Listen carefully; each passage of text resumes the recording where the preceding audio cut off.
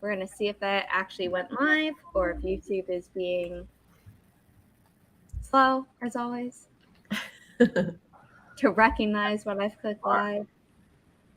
It says live on my side. Awesome. Great. Because we are up on the tube.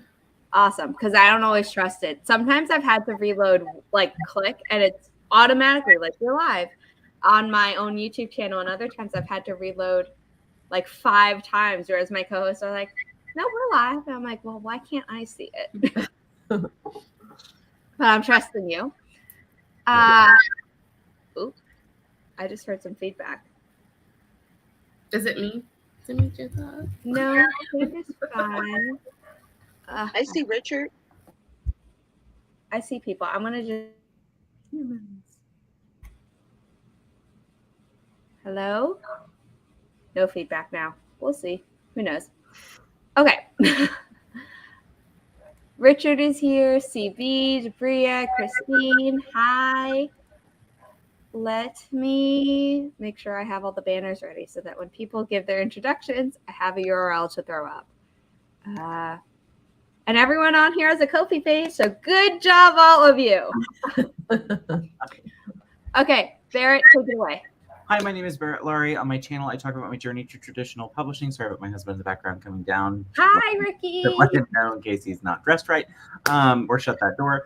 But good morning, everybody. On my channel, I talk about my journey to traditional publishing, write stories about ordinary queer kids living extraordinary lives. I am 1/4 of AuthorTubers React on Nia the Vixen of Fiction. We also host Critique with Library second Thursday of the month. We have our writing competition coming up August 11th, $100 top prize for poetry and flash fiction. Candra Arthur is one of our lovely guest judges for that.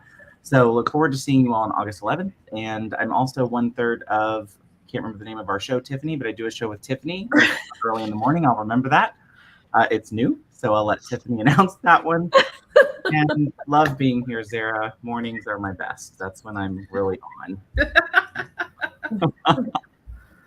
Is it me next? Oh, okay. Hi, my name is Becca C. Smith, and I have a YouTube channel, and I write books, and I write screenplays, and I just moved cosplay. What? You're a nerd and does amazing sewing and. Oh, I do sew. Yes, I do sew. I actually just set up my sewing station over there. Yay! Yeah, we just moved to Toronto, so I'm still adjusting to time zones because I'm, from LA. So, this is technically 6 a.m. for me. So I'm like, but I need to start doing it. So I was like, I'm going to do this stream and this is going to help me. And it's going to be. Well, because she had been in, Canada and was doing streams with me. And then she moved back to LA and I forgot. So I was still inviting her. She's like, that's 6 a.m. for me. And I was like, oh my God, I'm so sorry. I forgot you moved. No, I was like, I want to.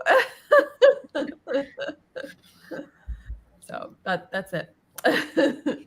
Hi, everyone. My name is Candra Arthur, and I write books about science fiction, historical fiction, fantasy, and horror. I'm also half of Flash Fiction Live, which you can catch Saturday mornings at 8:30. We have an AuthorTube writer wrap-up coming up later today at 4 p.m. I do some other stuff, but I can't remember what I do, and I realized I should write this down. Is the wrap-up on your channel, Sarah's channel, or on Sarah's channel? Okay, I will pop that in the chat because for people who don't know, Nia the Vixen of Fiction, Sarah Cahill, and Chandra Arthur are the ones who do Writer's Wrap-Up, but they alternate the channel. So whenever they say like, oh, that's what I do as part of their intro or outro on my channel, they never say that we alternate channels. So I'm always like, I don't know who to link for that. So Thank you. Yeah. That's all for today. That's all, folks. That's all, folks. I'm fine. I haven't had coffee yet. I will be fine. I need to make coffee. I'm glad you said that. What up, everybody? My name is Grayson Wild, and I write with pride. I like diving into fantasy and warm mugs of coffee. I'm not busy and or organized like everyone else, so I don't do anything but write and do maps. And on to you, Tiffany. Hi everybody, I'm Tiffany, TLRS Lifestyle on all the interwebs. I have a podcast called This Great Life. I host a show with Barrett and Morgan called The Writer's Room. And I think it's not next Tuesday, but the Tuesday after that, I don't quite remember. And I have a Ko-fi page where you can join my book club because my Kindle Vella just launched last Tuesday. And we are almost at 200 reads, and that's my goal for the month. So go read. Yay.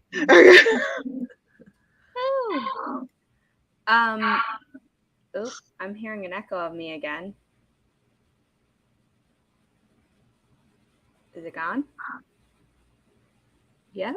I don't know what's happening. Might have to put headphones in. I'm looking at Sarah's channel and I don't see the Writer's Wrap-Up live stream scheduled. It may not be. Oh, found it.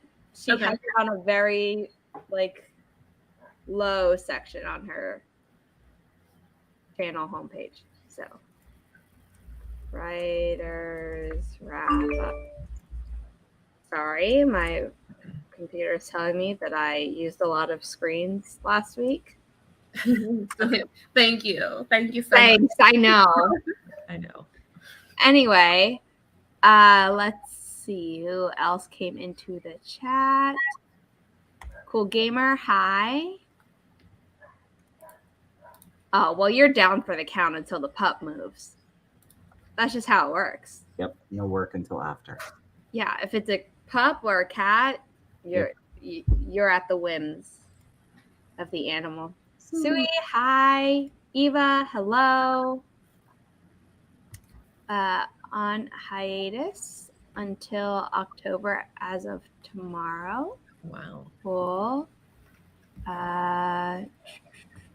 Did I miss any other comments? No, I don't believe so.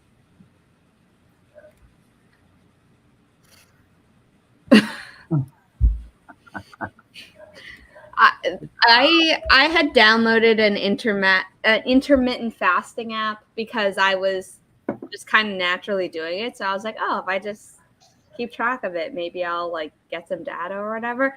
And then I forgot to take the app off, and it would take me 2 seconds to do it, but I haven't yet. So it'll keep notifying me where it's like, it's time to stop eating. And I'm like, I've been fasting all day today. I'm just starting eating.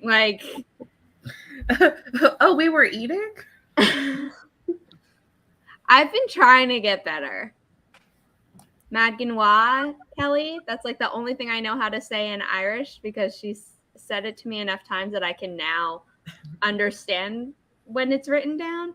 But the first time she wrote it down, I was like, I don't know what you just did, Kelly.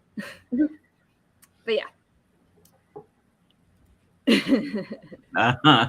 Yeah, that's how I do it too, Richard. I guess in rapid fire, while I create the forest room, because I forgot to do that earlier, why don't everyone in the chat let me know what you're working on for the first sprint? That can be just getting coffee or tea if you don't drink coffee, or caffeine if you have a caffeine pack like I do, because Kelly got me addicted to these. So yeah, Barrett, what are you working on? So first I'm doing some admin stuff, and then I hope to be working on some of the short stories we're reading and judging because I'm behind. So doing that today. I am probably going to grab breakfast, but then I'm hoping I can I need to finish this draft of the book I'm working on, Hexsphere. So I'm so sorry I had to drop out of that one. No, it's crazy. It's good. It's great. Because actually, one beta reader in particular, she this girl Sam on a Mission, I think is her channel, but it was 14 pages, oh my God, thorough. It was literally I've just never I will pay her to read all my books now. It was so good and so helpful that it actually is making me rewrite new chapters for the book. And so it just kind of opened my eyes. I was like, oh yeah, of course I should do that. Why didn't I? And so it was a really good Yeah, so I'm kind of like, it's just the first third of the book, but I'm like completely restructuring, rewriting, and doing the whole thing. But I think it's going to be a lot better. So I'm going to need a whole new set of beta readers. Great. Okay, I will do that. Okay. I've been asking to beta read this book by Becca. And then when it came time to do it, I signed up, and then my life completely went crazy. And I was like, I am so sorry, Becca. I don't think I can do this. That's totally fine. Chandra. Yeah, I have a lot of admin stuff. I'm recovered now from the Pin Pizza, and I'm trying. I don't know. I don't know what I'm doing, but I'm trying. That's what I'm going to do this first sprint. I'm going to try. I'm going to be grabbing some coffee or probably a G Fuel. And then I'm going to be, for this entire stream, I'm going to be putting together a physical copy of my series Bible, which is the stack I have here. And I have to add more to it. So I'm organizing it, and I'm going to be putting that together for the spring. Nice. You're on mute, Tiff. Sorry about that. I'm going to be doing household stuff because after the 24 to 10K yesterday, I don't even remember when I fell asleep. So I missed a lot of stuff last night. That's fair. I am going to finish editing a podcast episode so that I can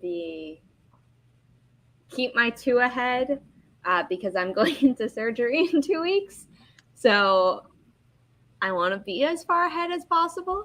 But then I also have to read 2 50-page samples of books that were submitted to my publishing company. And this week I was like, I'm going to do it this week. And then I wound up moving into my mom's earlier than I thought because I'm going to have to be living here during some of my recovery. So yeah, things all over the place. I got to get done today what I didn't get done yesterday because I spent most of the day realizing that Verizon is pretty incompetent when it comes to technical help because I was setting up my mom's iPhone and it just wouldn't let me get past a certain thing because it asked you to enter something and then it covered the continue button. Oh. So my mom was like, call Verizon. I was like, I think calling Apple's going to be a better bet, but okay, we'll call Verizon. And they just did not know what they were doing multiple times. And I was like, this is BS. So that's why I couldn't do stuff yesterday. Okay, so comments. Having been pinned to a mattress by not 1, but 2 border collies and staying with a friend while staying with a friend. Sorry. I absolutely concur about being at the whim of snoozing fur babies. Yes. Pup rolled over, so now I'm laying on her. Whenever we migrate from bed, I'll be free writing all day. Intermittent fasting is not religious, as Richard said. Eva is saying it's fasting on a schedule. It's meant to help metabolism. Yeah. Also help with energy levels and avoiding the lull people can get around midday. It depends on the time period that you set. So the app that I have lets you set it whenever, and it also lets you pick the time window that you're going for because you can start with like 16 hours and then 18 and then 20. I would also say it's not always religious, but it can be. Yeah, fasting can be religious. I mean, specifically intermittent fasting, though. Really? Mm-hmm. I didn't know that. I thought all religious fasting was like pure fasting, but for certain. They don't always call it that, but it is. It is. Okay. I'm super not religious, so. Samesies. Same. No, but I mean, like, I never grew up around any religion that, like, enforced the fasting part. So I like, don't know. I'm just out here stirring the pot. I was like, no, it's fine. I grew up in Reform Judaism, and people in my family didn't really fast, even when I was growing up and going to Hebrew school, even though they did, because they all grew up as conservative Jews, which is not the same as conservative political party in America. It just means they follow more rules from the Bible than the Reform people, and then the Orthodox follow even more rules, and then the Hasidic are basically a cult. So I know a few of those. I was like, is Candra gonna say something or not? Yeah, because we're all in this together when it starts to get into cult life. If you know what Chandra's talking about, you know. If you don't, have you talked about it on your channel? Like a little bit. I actually intermittently post podcast episodes whenever something comes up that I'm like, people should maybe know this. Yeah. And when you came on my channel, you talked about it. Yeah. I have an interview on Barrett's channel where I talk about it a good bit. It was spooky. Yeah. Now it just seems like I'm telling like a really ridiculous story. It's like, why do you make this stuff up? Like, it doesn't feel like it happened to me. Mm-hmm. Oh. Oh. That's so generous of you, Kelly, though. But yeah, it can be a religious thing. What am I trying to do? I'm trying to put up first sprint before I put up the timer, because StreamYard has now done this thing where if you click share on a video, it automatically starts playing for some reason, which I'm not a fan of. Oh, that's new. Okay, like the timers just start kicking off automatically. I haven't done that.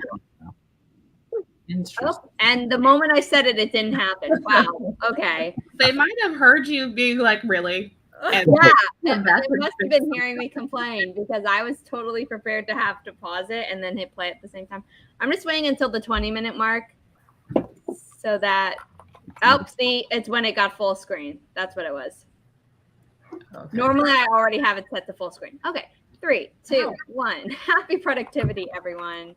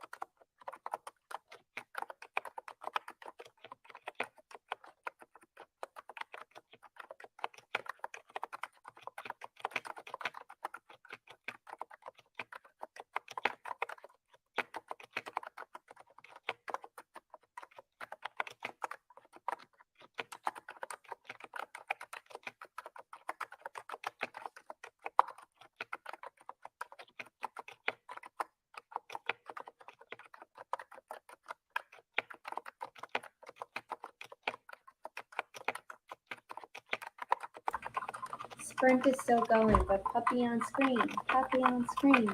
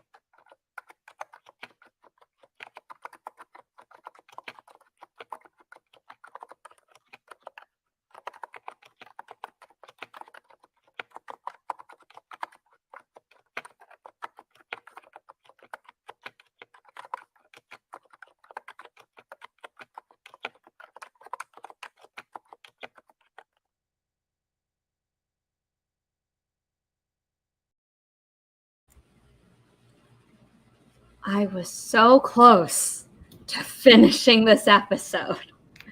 Oh, So close. And no cigar. I hate that. How did everyone else do? Because I totally jumped the gun, but I just wanted to stress how close I was. No. I feel like I lost my mind because Barrett, I swear I looked over for 1 second, you were gone, and then you like time teleported into your seat. And I want this technology. Yeah, I'm so magical this morning I can't function quite yet. So I did great. I read stuff because like creating isn't happening yet. I need more of this. And so this G that everyone's talking about. Need to get on that train. Yeah, I ate breakfast and I did get started on writing, but I think I only got like 3 sentences. So I feel like the next sprint I can really go for it. Breakfast is important. So, I mean, for some people, I don't really eat breakfast. I know, that's true. I did admin stuff, which was a good thing because I realized that I haven't paid my school fees yet, so I should probably do that. That's also important. Yeah. So I kind of not used my planner for a little bit, and I'm now filling it all out so I can put it on my school stuff and all that jazz. And it should be, I mean, I'm taking walking for fitness and then 2 biology courses. You're taking walking for fitness as a class. Because I need one term credit, and that gives me, and then they're counting all of the math classes that I've taken which is really weird how it works out, but they're all my electives because I didn't really need them for what I'm doing, so I don't have to take any more math classes. I'm like, oh, that was so. Thank you to me. Past me really had future me's back. In that moment. So yeah, that's where I am.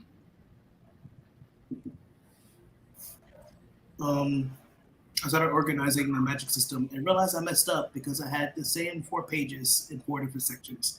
It was confused, so I had to undo that mess. I got the kitchen cleaned, put up some stuff, and got water, and it just started to turn on my tea when my alarm went off.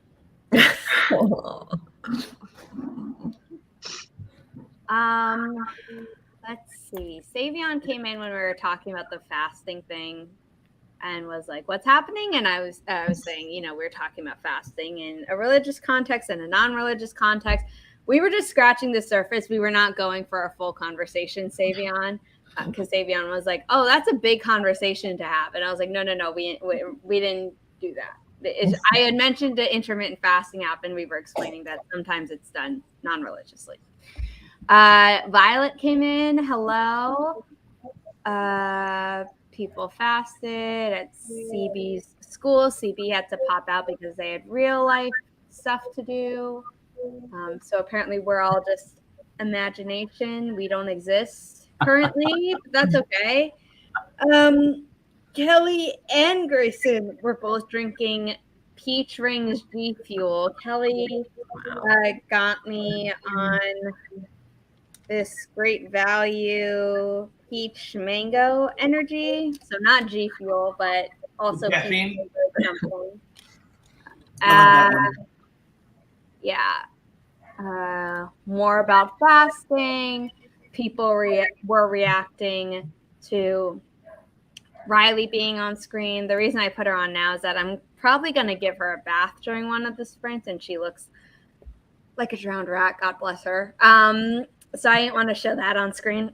Because even though she doesn't understand that people are in the screen and can see her, I don't want to embarrass her.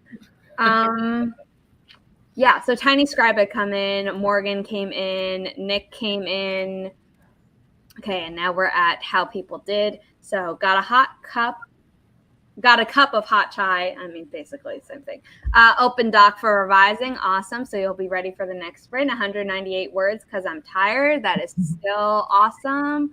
204 words and struggling with the whimsy this morning. But hey, can't edit a blank page. That is true. Doing morning work and took Loki out. Yes. Nia had come in right before that sprint started. Savion did admin stuff in the Facebook group that was made after the 24 to 10K thing, which I totally missed yesterday. So I probably will be doing rewatching on Monday because I am recording a podcast episode with Kelly after this stream. So I reread To Find My Place and added 121 words. Awesome. Already did that. Woke up during the stream, so I'm in bed still. That's okay. We were talking about some people who are just stuck in bed because of pets. But, if you just woke up, that's cool. Counts. Hey, if it's a free trip to Europe, I will definitely come clean your house.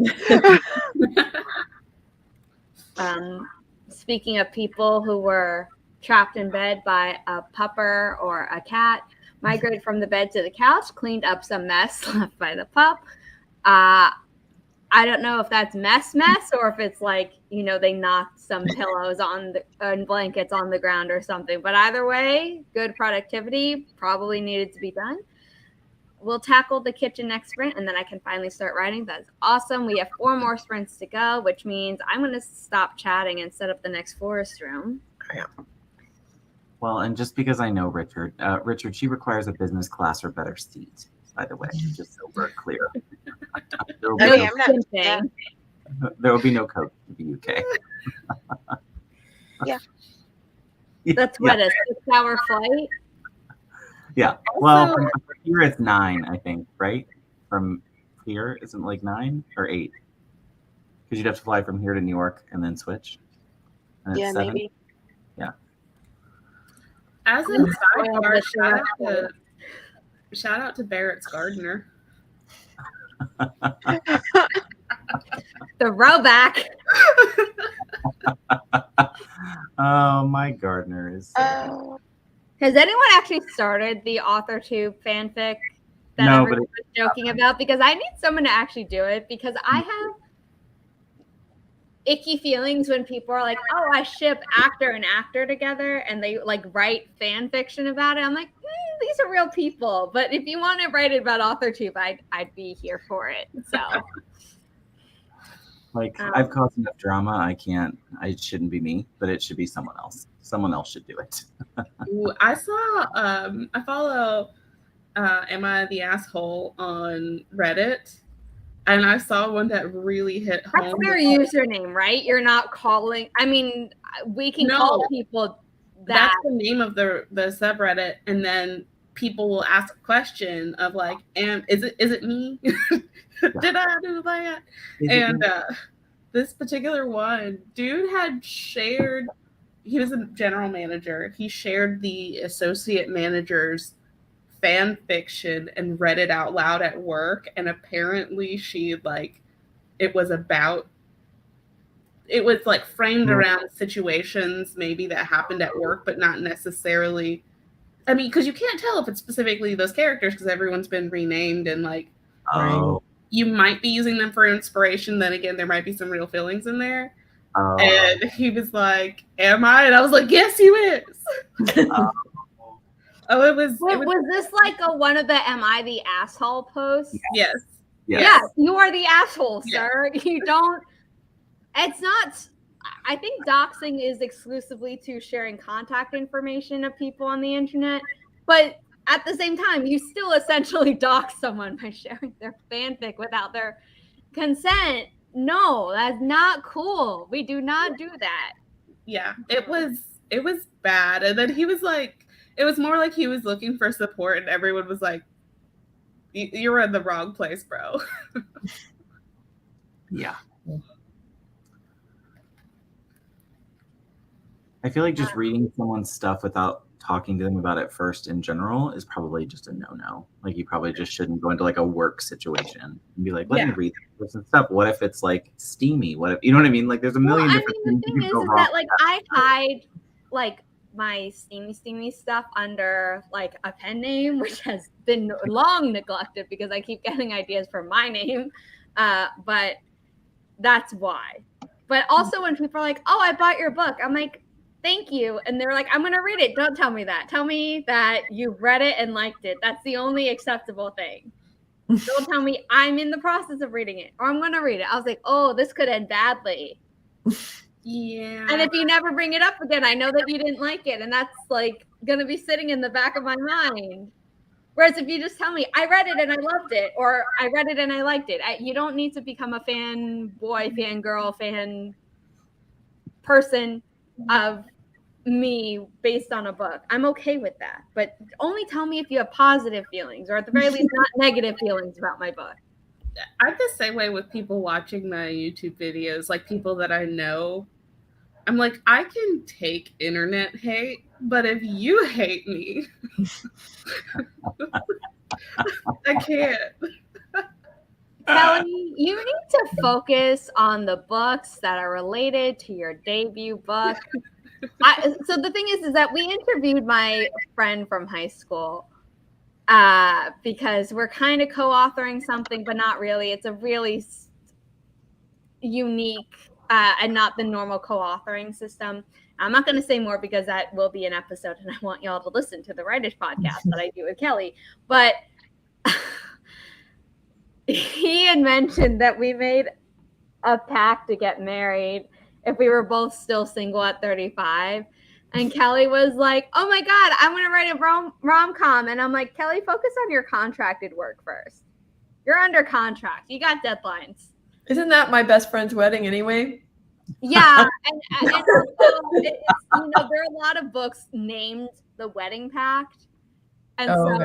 I was like, but you need to include the word pact in there for SEO purposes. So she came up with the title that I'm not going to share because I would like for her to be able to publish it with the title that, while similar to a bunch of others, is not going to be buried in like 5 other or more titles with the exact same. First of all, to Martin, I mean, yes. And to Richard, LOL. Well, and I'm like, I love that Eva says that there won't be a murder on AuthorTube. Are you sure? Like, give it time.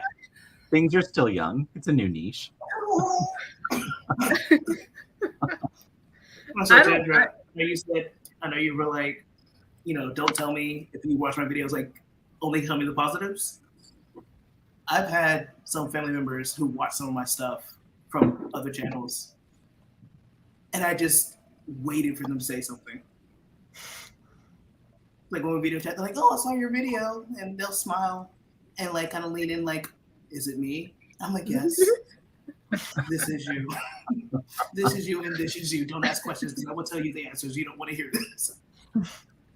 It's also really hard to explain to people who don't write that the similarities are just so complicated that we're not, it's not even necessarily making fun of, it's just something that's interesting or a very descriptive way of doing something. And like, I'm sorry, I have to. Like, I can't, if I don't write this down, I will not sleep tonight. But this is really not about you. Like, it might be, but it's probably not. Well, and but also, if you think it's you, that means that you did something wrong. That yes. You're like.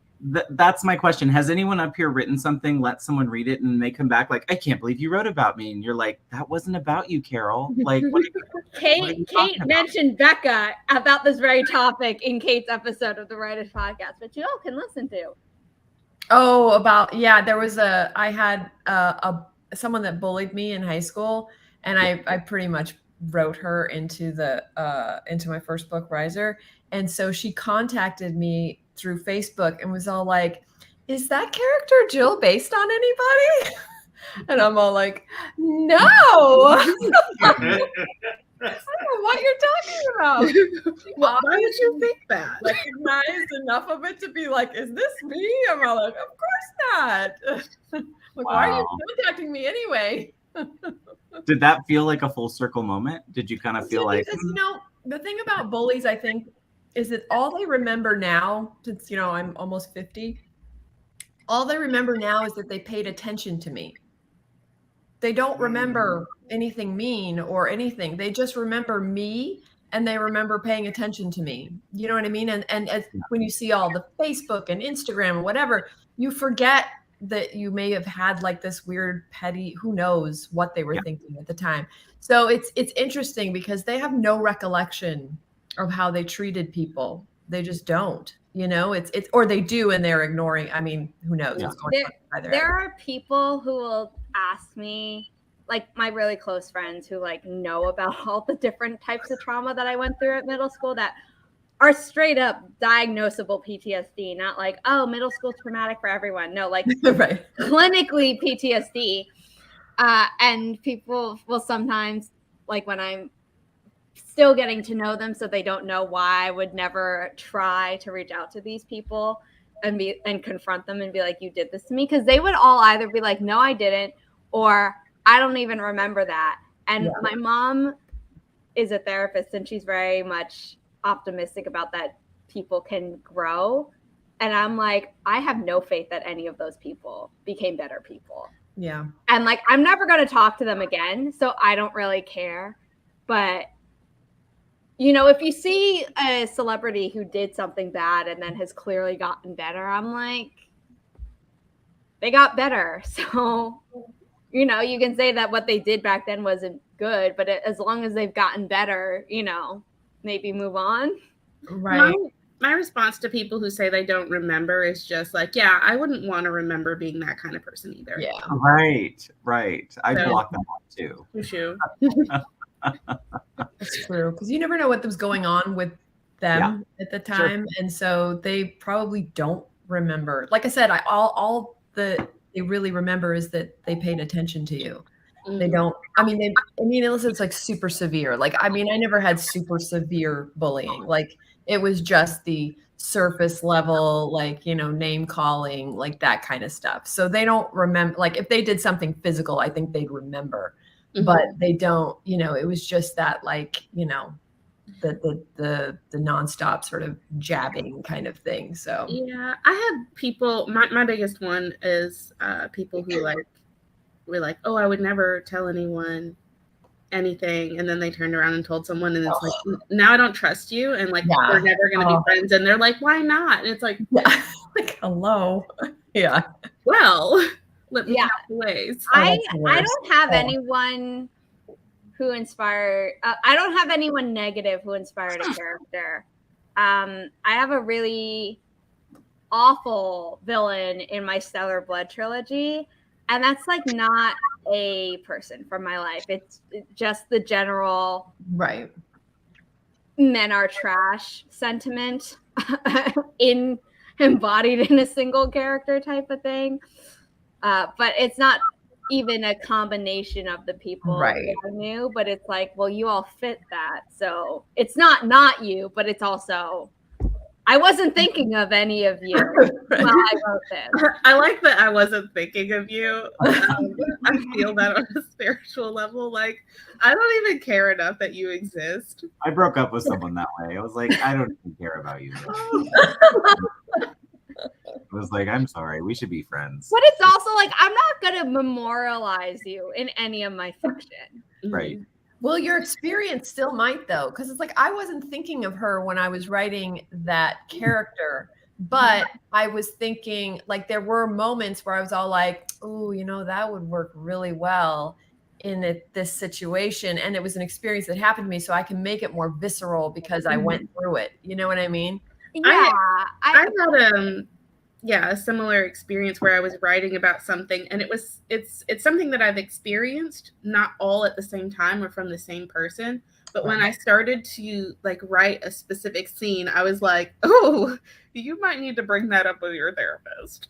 Well, it's like I have non-villain characters who like underestimate my main female characters at times. It's like, yep, been through that. And you know, you're just a general piece of shit because you're a misogynist and, you know, and things like that. So it's, I'm sure because I've been through all that, that's informing, but I'm not thinking, oh, this is an experience I went through with bully number. Yeah.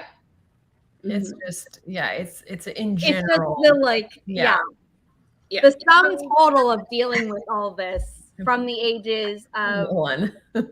Yeah. I mean, if you count the bullying if you count racism as bullying, which I do, I was dealing with it from the age of 3. Right. But if you don't count like bullying until it's, throwing insults at someone, then I guess that's 8. And then it got worse when I was 12 because then it moved to not just words but physical stuff, which I'm not going to talk about on here. Yeah. But it To what Eva said though, writing about it, absolutely. I mean, yeah. And in that sense, it's really not about the other person at all. Yeah. It's about your, experience. Until they make it about themselves. Right, exactly. That's so true. My response to Barrett when I said my mother, when I talked to my therapist about my relationship with her, because she's like, you don't mention your parents. Am I supposed to? Right. She's like, but that's your support system. I was like, I didn't mention them for a reason. They're not my support system. So when she talked about like writing to heal, I make it a point with my main characters, especially the children, that they have a solid familial support system. So I wrote about what I wanted and needed because I want to see what that looked like. So during a conversation with my mom, she's like, "You never let me read your writings." Like, I do that for a reason. I don't, no. Yeah. And so she kept begging and asking. So I let her read a passage. She really loved it. She was like, she loved the connection between the mother and her son. And she's like, "I love that." And she's like, "It's just based on," I think, basically she insinuated that it was, I got the inspiration from her. And you're like, no, this is me vicariously experiencing what I didn't. I was just like, no, I wrote about what I needed and wanted, what I needed as a child. And she looked at me, she's like, but you did get that. I was like, where? I was like, no.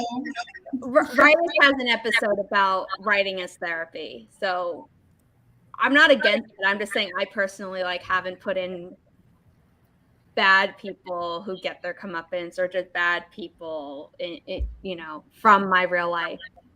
I like to think that mine is more like Game of Thronesy, where the characters are like really awful. Like pretty much all of them have some really awful, like there's no good person here. But love to see you suffer, I guess. I unfriended all of those people from my Facebook the moment I graduated, and someone called me out on it, and I was like, we weren't friends. You stood by while I was being bullied. So I don't think anyone keeps tabs on me from them, but if they do and they hear me shit talking my middle school years and they're like, ooh, was I part of the problem? The answer is yes. If you're watching this, you were part of the problem.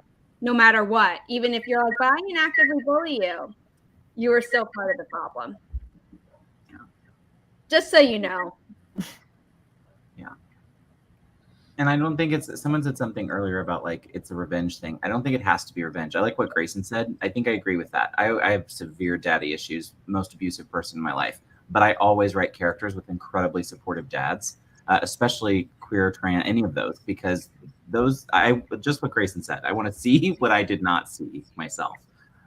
So I think that's the best form of revenge, especially if you're writing for young people or little minds. But you need to see that acceptance because the world's shitty.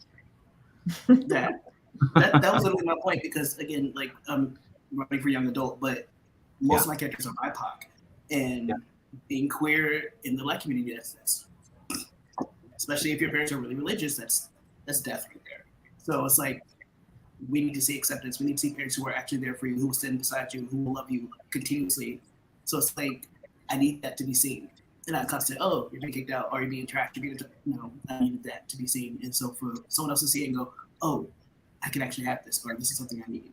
I need that to be out there instead of constant negativity and constant I don't need that. Yeah. Hard.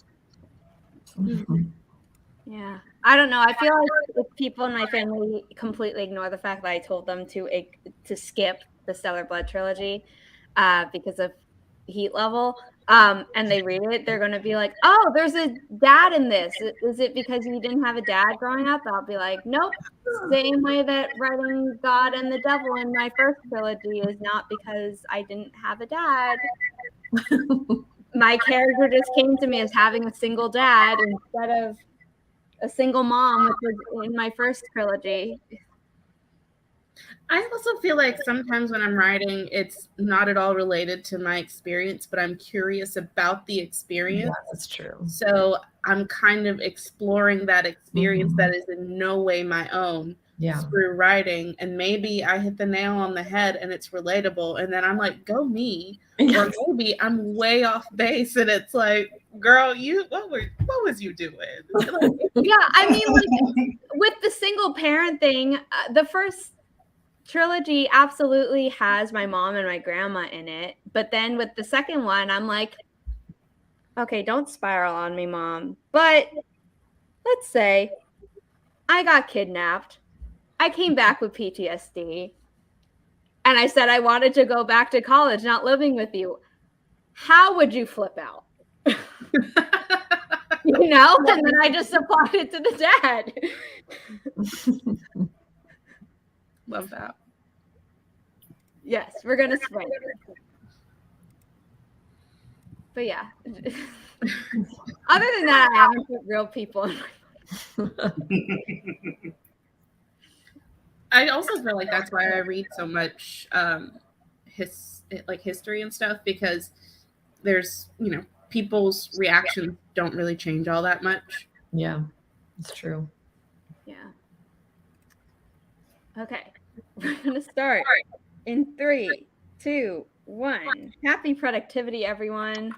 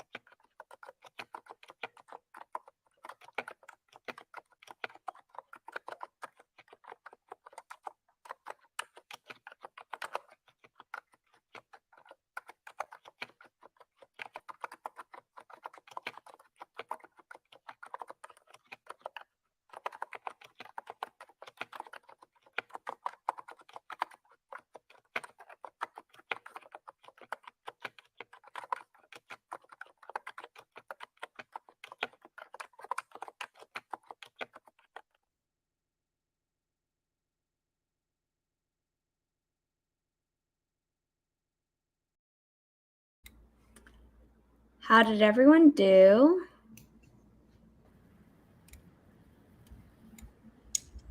I actually ended up working on my Comic-Con vlog, so I'm editing that, and it's so much footage though, but and it's not even like complete, you know. Like I was joking, Kate and I were joking when we were there that between the two of us, we have like a perfect vlog, because every time she'd be shooting, I'd be like, oh shoot, I probably should be shooting something. Every time I'm shooting, she's like, oh crap, I gotta get my phone out, and like missing like pieces. So it'll be funny when she puts hers out, like how much, like it's like right after the moment of each one of our things. But what if you put in like title things where it's like, check Becca's vlog? Or like, I know, right? Vlog. If you want to see this more, go to Kate's vlog. Yeah, exactly. I saw the picture of you two and had all the jealous feel, because I was like, oh, I haven't been to that in about 15 years, and I miss it. Oh, yeah. I mean, I've gone every year since 2007, and so like having those 2 years where they took it off, it was like, I mean, you know, it's just it's like I'm an introvert. I don't leave the house ever. It's like the only time I leave the house is to go to Comic-Con. So for me, it was just like, now you don't get to do this either, and it's like, okay.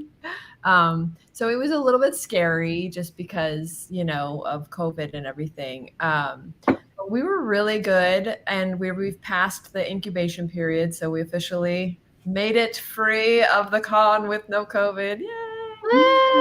We were, I think, more careful than a lot of people. We could see that, like it was required to wear a mask inside, so that part was nice. But so much of the con is outside, so we actually were one of very few people that stayed masked outside as well. So I have no idea if that's why it helped, or you know, because who knows how this stuff happens, but. Anyway, we're just lucky. I was like, oh my God, if I get COVID right before I have to go to Toronto. Oh, that would be bad. I was like, this is going to be just this. Why am I risking this? But I was all like, but I have to go. Oh, Kitty. I know. I was like, Kitty. Oh my goodness. I wear my mask outside. I still do. Like, unless once it was allowed to not wear a mask outside. And like there have been some days where it's been so humid that I can't breathe. That's the only time I take it off. And the moment I feel like I can put it back on again, I do. Yeah. But I've kind of been isolating because of my surgery in 2 weeks. Yeah, you have to do that too, for sure. Yeah. I'm still working on admin stuff. I'm planning out like pretty much the next quarter because of school and work, and I'm trying to go visit family. So in the time period where I'm probably going to do that is also in the middle of school, and I'm just like, this is fine, it's nothing wrong. And then I'm also going to try to get my content calendar to line up with that and get ahead. So I have videos that I need to edit, but I also want to make sure that I set myself up for success and just modulate how much I'm actually doing, because I'm such at that. And I'm like, I can do everything. Spoiler alert, I can't.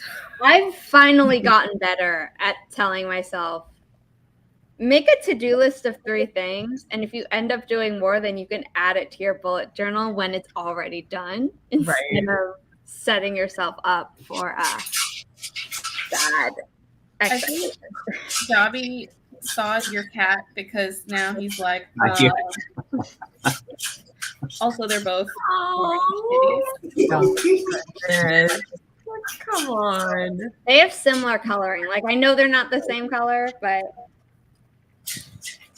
Snake, where are you? Come here. Get all the cats on screen. The other one's trying to climb the wall right now. Of course. Should I put you down? Thank you. Cats always make such an aggressive sound when they hit the floor. Oh, I know. It's like kaboom.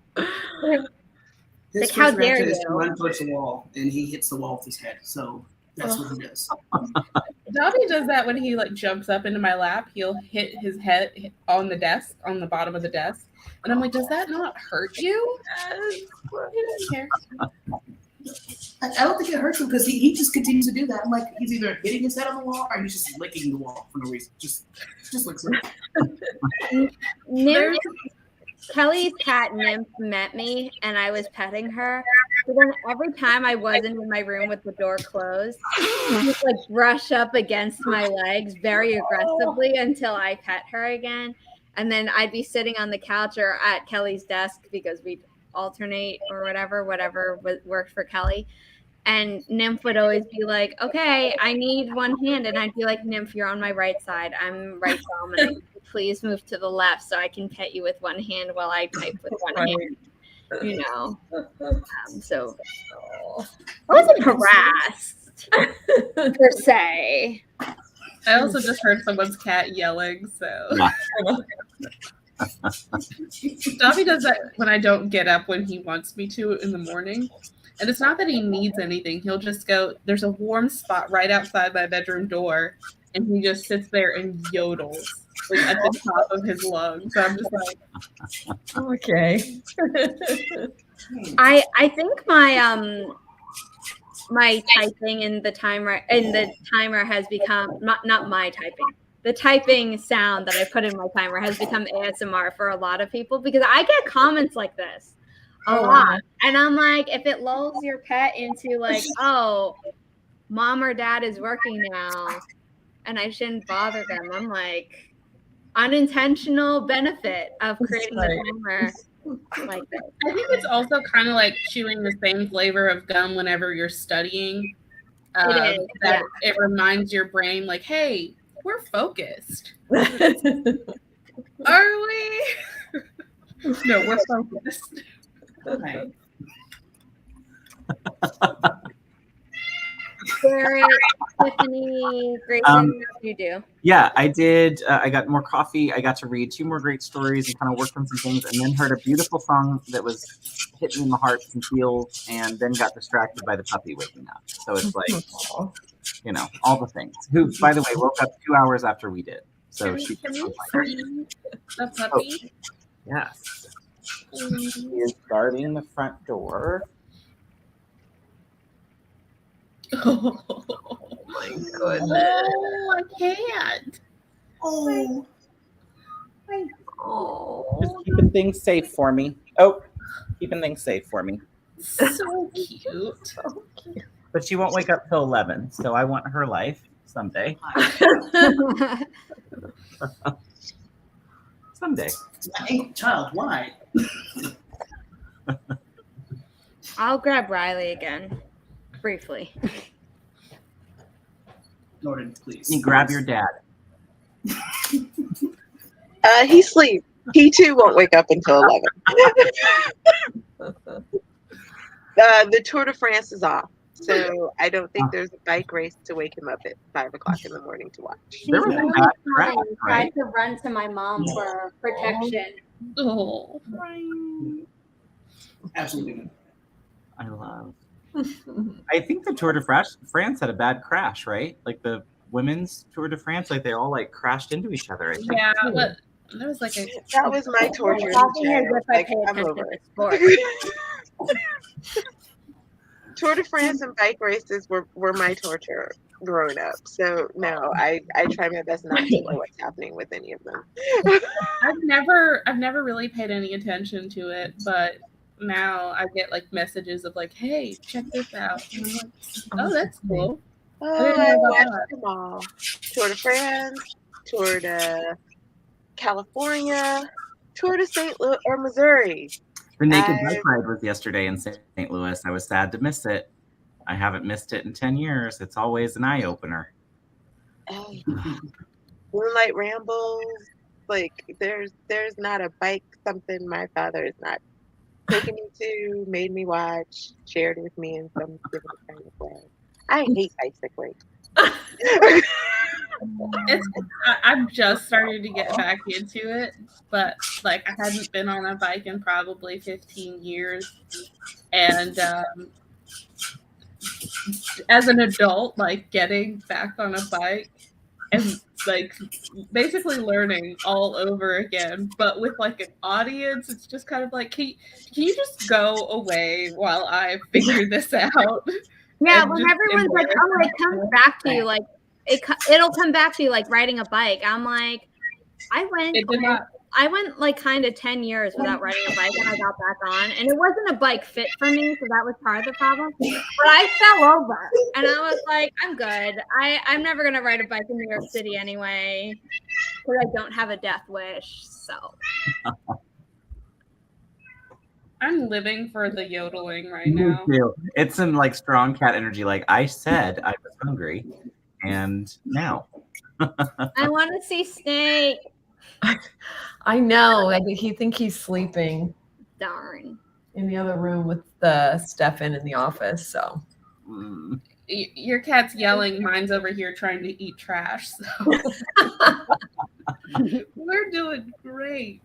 I'm actually surprised Snake hasn't come out, because usually when he hears other cats, he's all like, "Is there someone here?" He's like, "Do I have company?" But apparently he's out. I heard the call of my people. Yeah, exactly.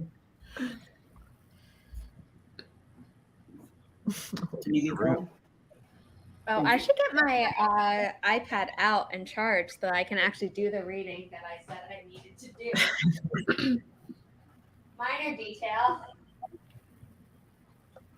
I love that Zara was like, yeah, I slowed down. I'm like, the busiest person I know slowed down and still ended up doing more stuff. Like, oh, I created a publishing company and I'm doing a podcast. I'm like, I do half of those things and I still don't get anything done. So I'm so proud of you. I feel like your health issues, though, are more constant than mine, whereas mine are like, when they're acting up, they suck, but I don't have to deal with them all the time. All the live long day. And I luckily don't have like normally I get a pass and it's not like multiple problems I'm dealing with at once, because that would really, really suck. Yeah, Sue, I'm just going to answer Sue's. Is gravity an issue in the naked bike ride? Yes.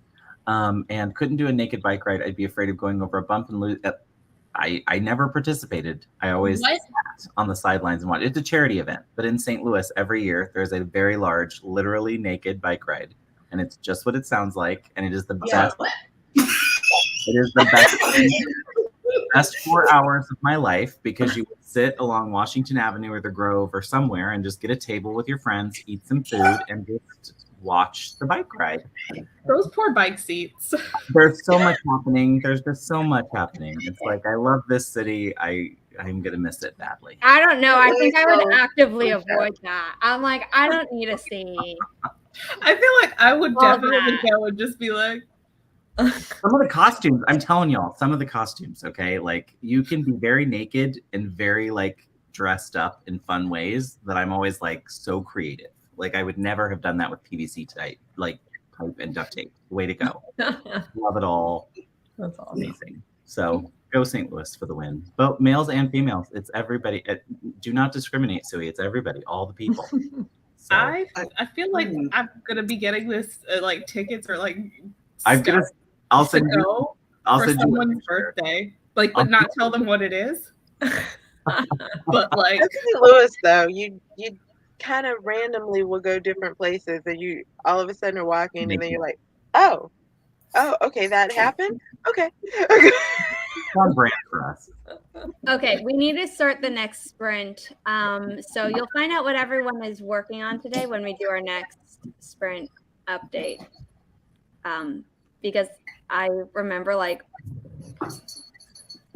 remember a few of what people said, but then also some people had a plan and then haven't been doing that because of life intruding. So yeah. So we'll update later. But with that said, let's add this to screen. Let's take this down and this down. Put this up. And in 3, 2, 1, happy productivity, everyone. Let's see how fast I can read this manuscript. Not the whole thing. That would be crazy.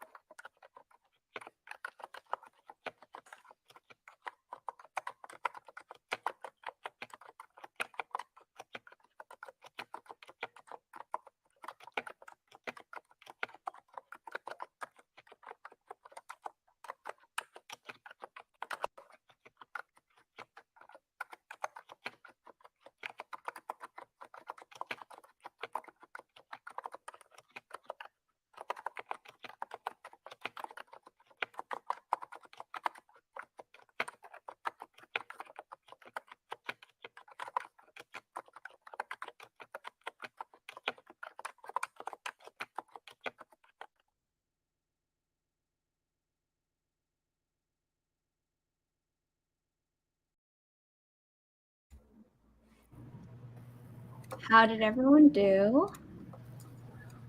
Got a little work done. Got biscuits and gravy. Things are going well. Yum. I did more editing on the vlog. It is so disjointed. Like, there's just so much we just didn't film. Like, you know. You were enjoying yourselves in the moment. Yeah.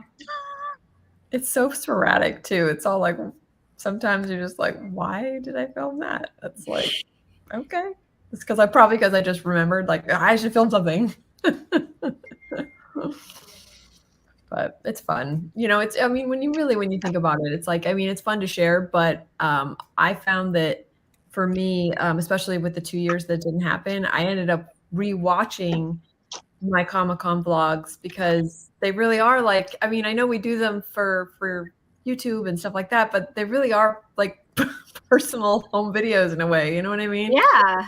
So it's like, I like making them for me because I know, honestly, most people that watch my channel could care less about Comic-Con. Oh, no, I love it.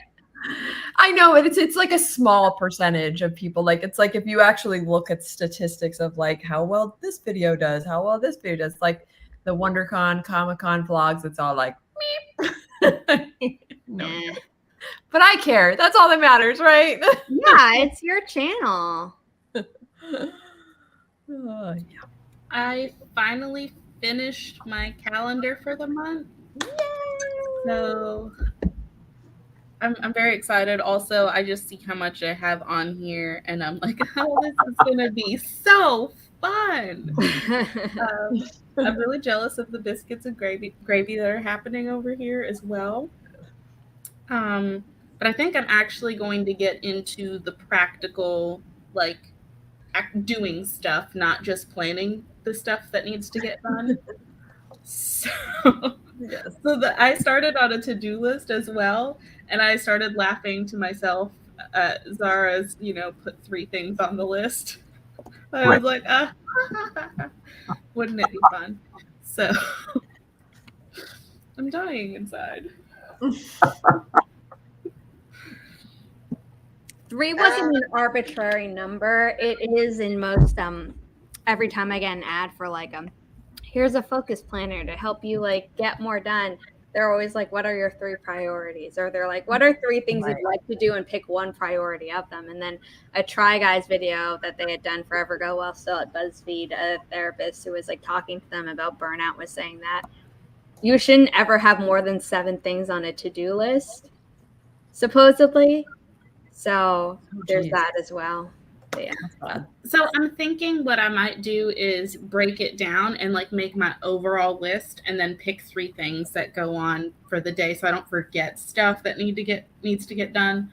Yeah, but that's I don't what I have do. to do it all right now. Yeah. I do something similar. I call it my 3-2-1. Like every quarter I pick 3 goals, and then every month I work on 2 of them, and then every day I do 1 thing. I like that. That's awesome. You should make a video about that. I know. I like that system. Oh, thanks. I also just realized that I'm 45 books behind on my reading goal, so that's fun. Well, not 40. Well, yeah, I've got 45 books to read in like 5 months. What's your goal? 75. Oh, wow. Ambitious.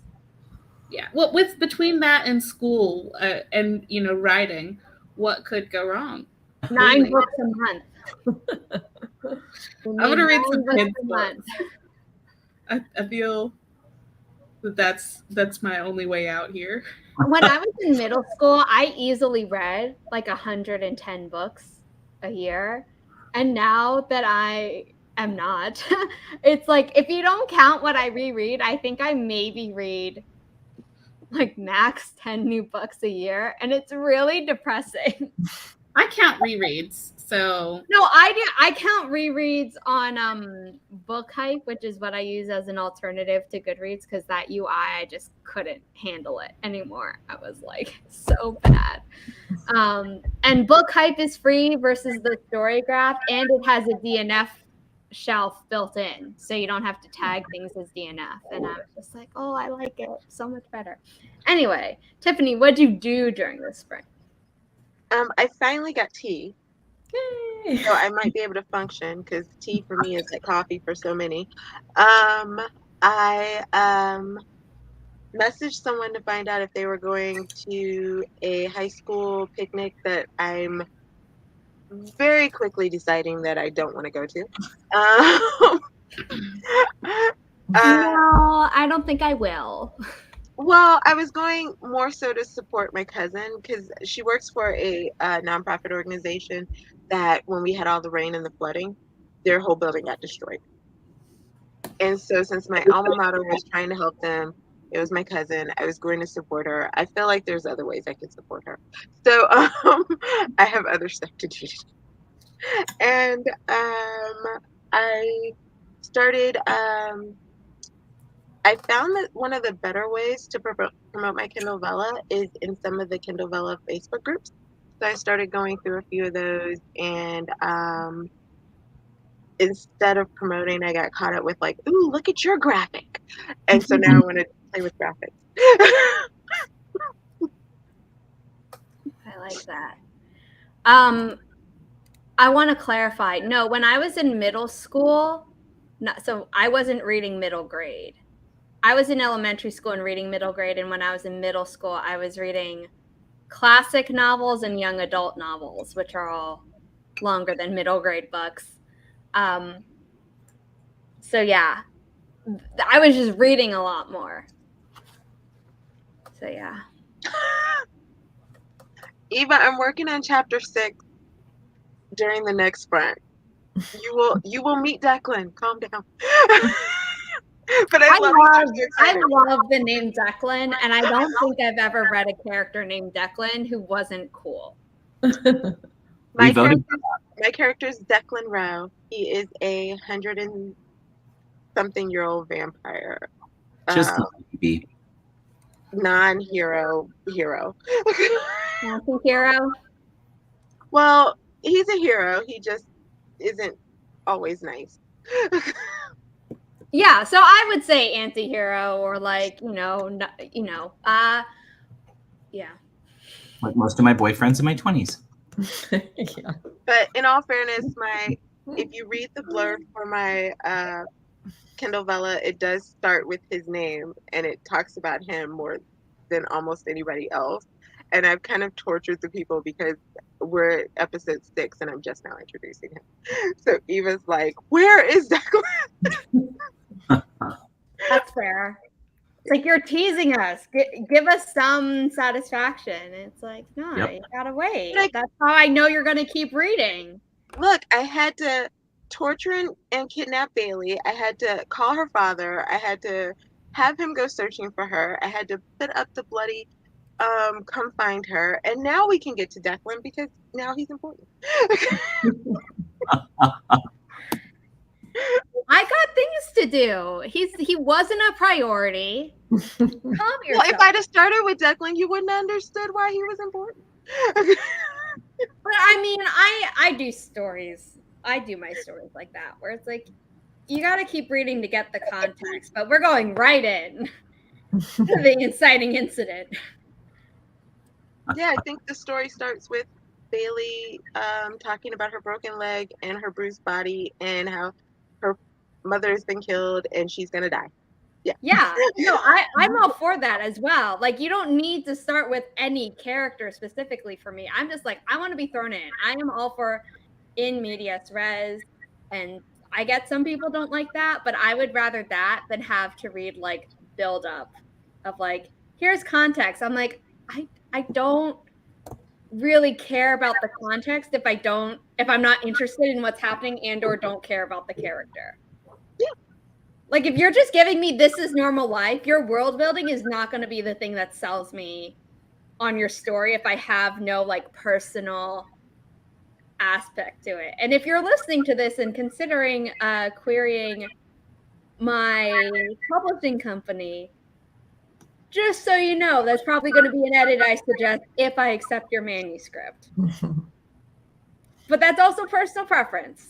So I'm not saying that those books are bad. It's just what I feel. And I think it's because I grew up watching Law and Order SVU and NCIS. So they would start with the crime and then do the show's intro and then cut to the normal day at the office, or them showing right up at the crime scene, but it, you know, they'd have a little banter before they're like, okay, let's get into the case. So that's the storytelling I grew up on. That makes me feel old. Yeah, same. I felt old though when we talked about like how we were born the same year I was driving, and I thought, boy. I feel like though when I say stuff, like you should never feel bad because it doesn't actually, when I like discover things, doesn't coincide with when they were in. So Cult. That's true. Yeah, that's true. Living in a cult will do that to you. You come out, you're like, wait, what's happening? Or it's like when Captain America came out of, you know, being frozen and he's like making the list of what he has to catch up on. I have people who are doing that for me on the regular, like just, you know, here's a quick bit of what is the key important thing that you will need to know about X, and just like here's a little 2-minute video that you can watch that gives some context, and I'm like, thank you, like this helps so much. That's nice.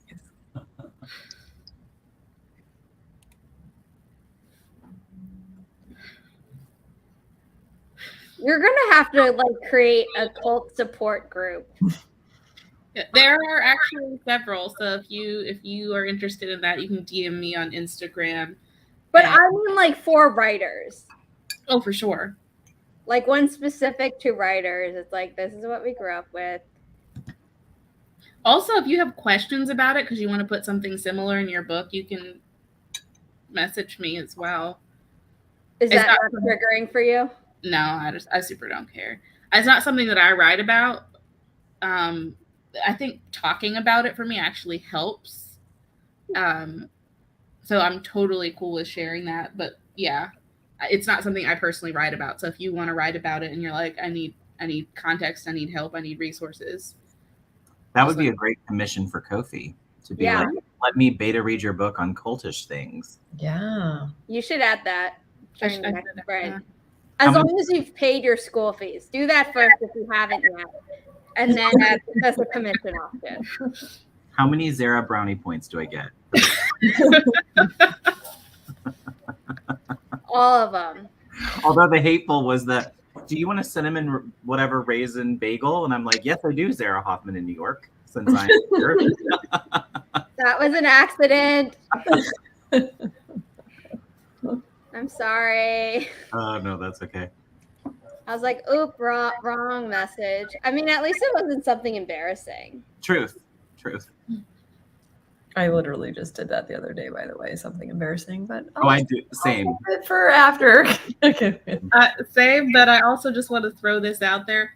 Don't forget to set your like text messages to not automatically show as a preview, and just change it so that it just says that you have a message. Yep. Yeah, yeah. Pro tip. Yeah, good tip. Also, be sure you're not in the group chat of your in-laws when you diss. Oh. That's always a good one too. Like, just double check who's on the group chat.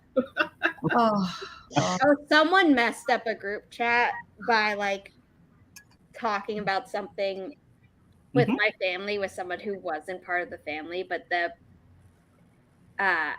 and so the person wasn't part of the family. My mom was like, how'd they know? And I was like, because they were on the group chat that this person sent to, because they weren't careful. And it was like, my mom didn't mind that person knowing, but it's like, it could have been a bad situation. And I was like, she was like, do I call them out? And I was like, yeah, privately. right. But you let them know that like, hey, you put this in the wrong group chat so they don't do it again, hopefully in the future. Okay, we're going to start our sprint in 3, 2, 1. Happy productivity. This is our second to last sprint. And I did read all 50 pages in the first one. So now I have to read 50 pages of another manuscript.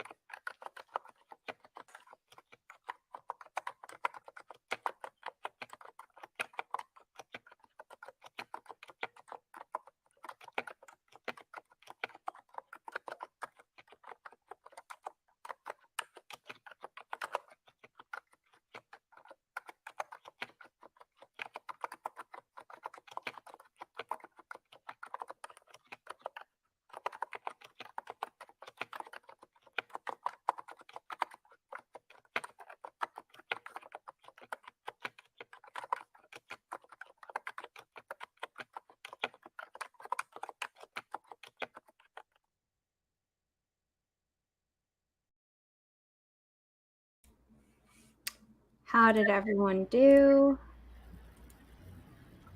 I finally finished the thing I was supposed to do. Admin done. Check. So nailed it. 2 hours later. Yay. I'm still editing this vlog. I think it's gonna be days. I can't even believe that like there are just giant chunks that I like. So I'm definitely piecing together like I'm doing something fun in between because I think that'll be more interesting than just doing the talking head of like, and then we did this, that kind of thing. Oh, I do that all the time too. So, but I just thought, you know what, I'm going to try to make it a little fun and do something. Who knows? You know what? Who knows, right? I'm still working on it.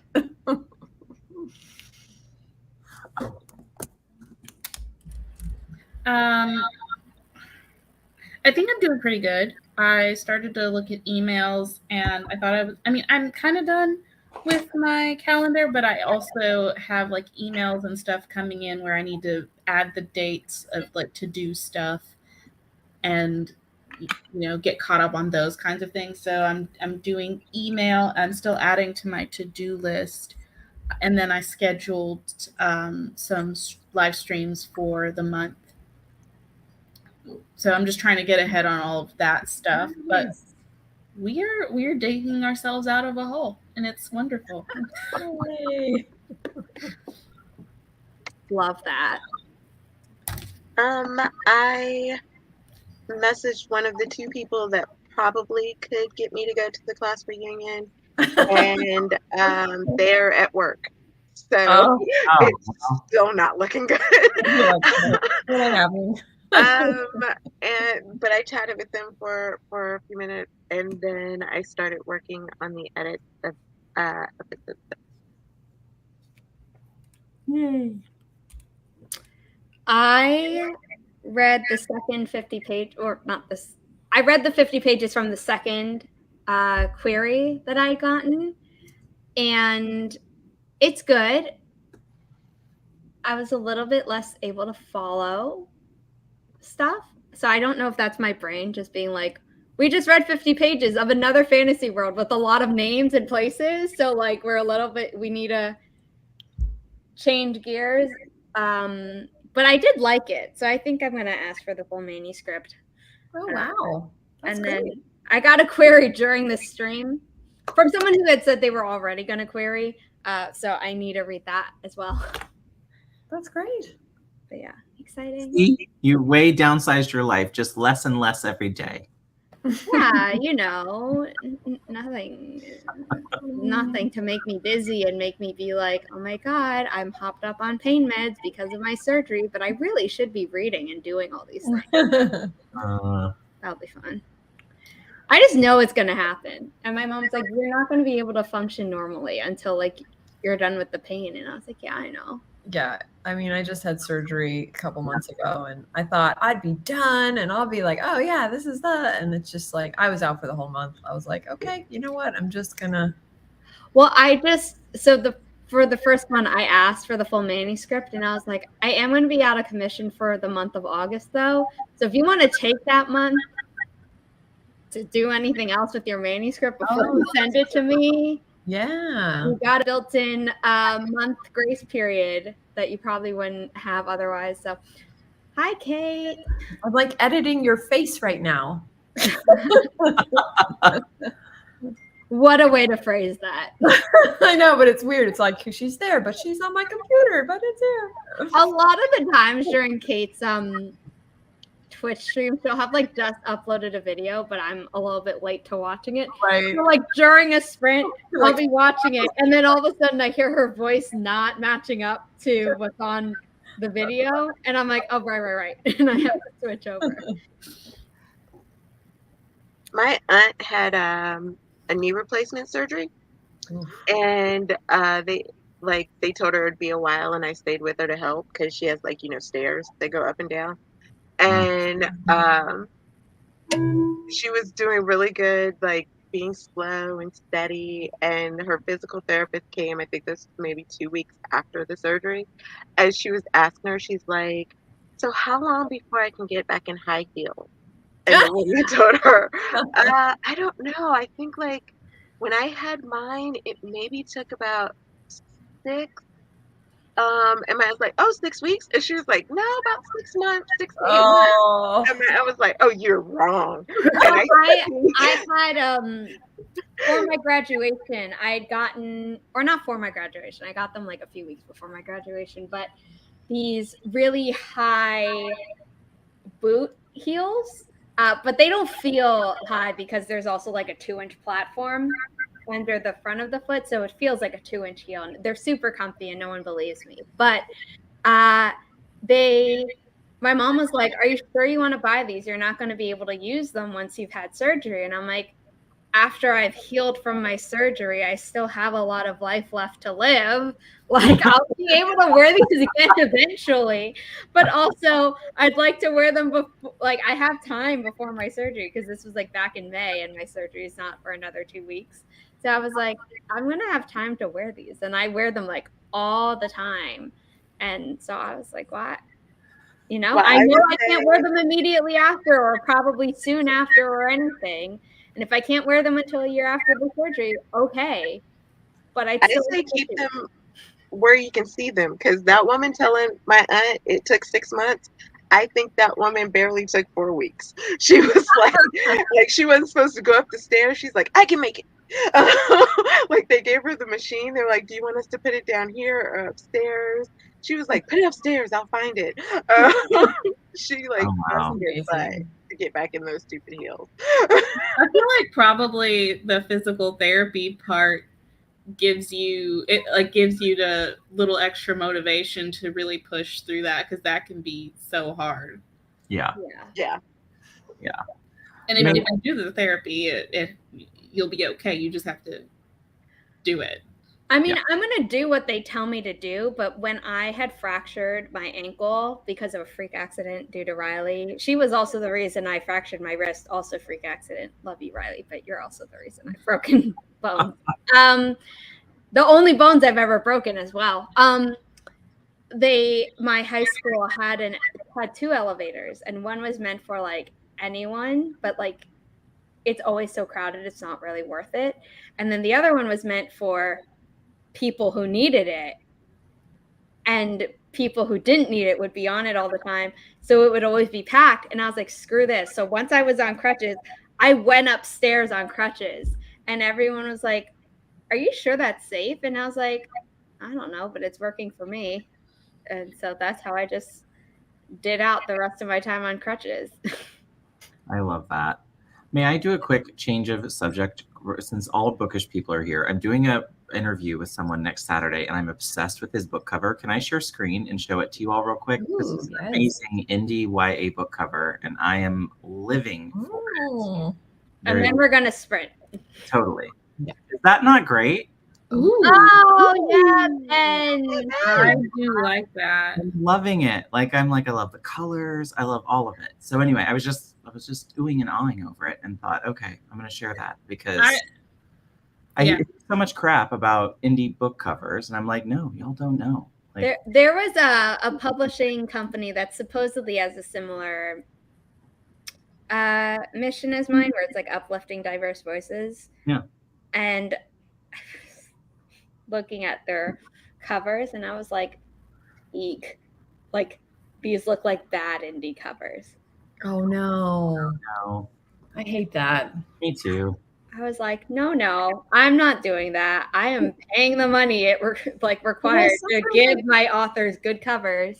I mean, but sometimes I think that because I have some friends where, they really do think that they see things like as a graphic designer kind of thing, and they don't. And it's like, and you can't tell them, because it's just how they perceive it. Yeah, it's like they'll look at a cover that looks, whatever, more amateurish or whatever it is, and they'll look at a professional cover and they'll see them as the same, So it's really hard to, I mean, I feel like especially with covers, it's all like, I don't know. That I feel hurts like my soul at some level. Like, I know that I'm not good enough to design covers. Right. And people are like, oh, no. And I'm like, no. That's an okay mock cover. But you have an instinct. I'm saying is like a lot of people don't. They just don't have a graphic design instinct. And so, especially if they do their own cover or whatever, and they're like super proud and like, oh my God, like this is, and I mean, that would be a good discussion is like, do you tell them? Yes. And how do you tell them? Like, because it's, again, your opinion. So it's like they can dismiss it as like, well, that's just, they don't like it. But I know, I don't even know how to bring that up. Sometimes it's just like that looks like clip art. It's Wait, what? Like clip art? Oh, clip art. Yeah, exactly. But sometimes sometimes I think clip art can look good. Like, there is a traditionally published author that for one of my, we're going to sprint soon, I promise. For my, I believe it was my intro to book publishing class, where we had to pick an author out of like 4 and design a book cover for like their new book coming out, and we were given the details on it. And all of her other books were solid color with clip art for something related to what the topic was. And I designed a cover to match that. And it used clip art. And it worked because that's what the traditional publisher had done to match it. But other times it's like, no, that doesn't work. But then there are times where there's an indie cover and it's like, it uses photos, but really bad typography. Or like they didn't edit the photo well, or all of the above. And I'm just like, but again, I think that has to do with the eye and an actual graphic designer, because some people just don't see it. But I also think that people, like what you're saying, is people compare where they started when they started designing stuff to where they are now. And they're like, wow, I've grown so much. And you have, but that doesn't mean it's good. Right. I know, but see, how do you say that to somebody without like crushing their soul? I don't know. I love you. That's terrible. You can say that. I don't know, like say the things that you like, but be like, I don't know if this like really. I hate compliment sandwiches. I hate compliment. Well, I think they're dumb, but that's also like a way that people with egos like to get their feedback. So you could just be like, like, I don't know if this screams the quality of your book that you want it to, and like maybe try and match it to these other books in your genre. That's the thing. I think lean in. Here's what I would do. I would lean into the stuff I read. So I'd say I read mostly middle grade and YA, and here's what I see when I'm buying those covers. If it's a new adult or an adult book, that I would not, because I don't know. I wouldn't know what was in the genre. So I never feel bad if I'm leaning into like the thing I know. Right. And then I would feel totally comfortable being like, hey, I'm used to seeing a more colorful cover. For middle grade, I love when I see a more not cartoonish, that's not the right word, my brain isn't working yet, but more childlike looking cover than a YA cover, for example, that kind of thing. Yeah. And I'm a photographer, and I will I can design a cover, but that's not my skill set. So, like you can always do that. Like you can just remind them, maybe this isn't your skill set. You wrote like a really great book. Yeah. Don't lean into this. Go where you know. As an editor, Yeah, and you want your cover to match the quality of your book. And like they're going to assume that the quality of their book is amazing. So then you're basically just being like, your cover isn't as good.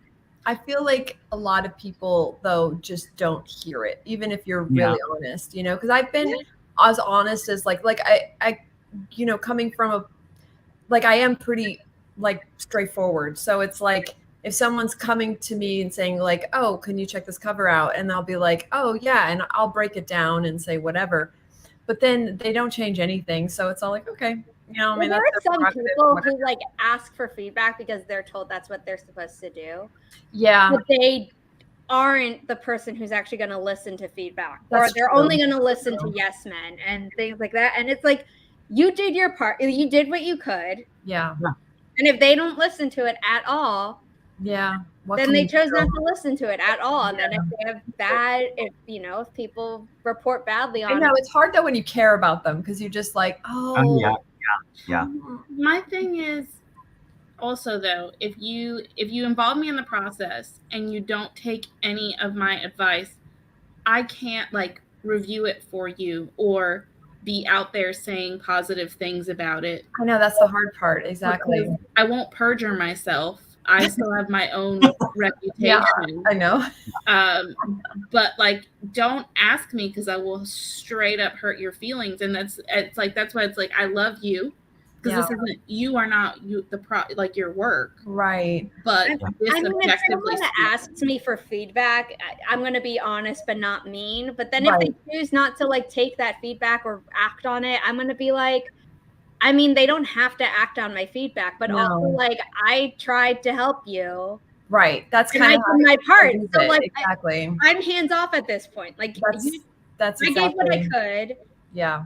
And if I then see you struggling, it's like, I'm not going to be like, I told you so, because that's No. rude. But I'd be like, it could have been better had you listened to me also in my head. And then be like, you know, and then if they're like, oh, like, can you like say that you love the cover? I'll be like, I love you and I love your project, but I can't, Right. you know, like, I think your cover could have been better. So I'm not going to say that. I also want to throw this out there, not that anybody would do this, but this has happened to me, not in the AuthorTube community, but I just want to like save people in advance. If someone reviews something for you and you don't take their feedback, don't credit them.